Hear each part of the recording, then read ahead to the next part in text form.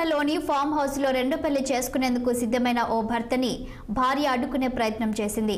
భార్య ఉండగానే గుట్టు చప్పుడు కాకుండా మరో పెళ్లి చేసుకుంటున్న విషయాన్ని తెలుసుకొని ఆందోళనకు దిగింది. వివాహం కోసం వచ్చిన బంధువుల బస్సును అడ్డుకుంది. నడి రోడ్డుపై బస్సుకు అడ్డంగా బైఠాయించి నిరసన తెలిపింది. ఆమెకు మద్దతుగా మహిళా సంఘాలు తమ సంఘీభావాన్ని ప్రకటించాయి. భార్య వస్తుందన్న విషయం తెలవగానే హుటాహుటిన ఫామ్ హౌస్ నుండి భర్త పరారైనట్లు తెలుస్తోంది.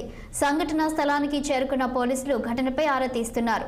గతంలో ఆమె భర్తపై పాత బస్తీలోని మొగల్పుర పోలీస్ స్టేషన్లో ఫిర్యాదు చేసింది.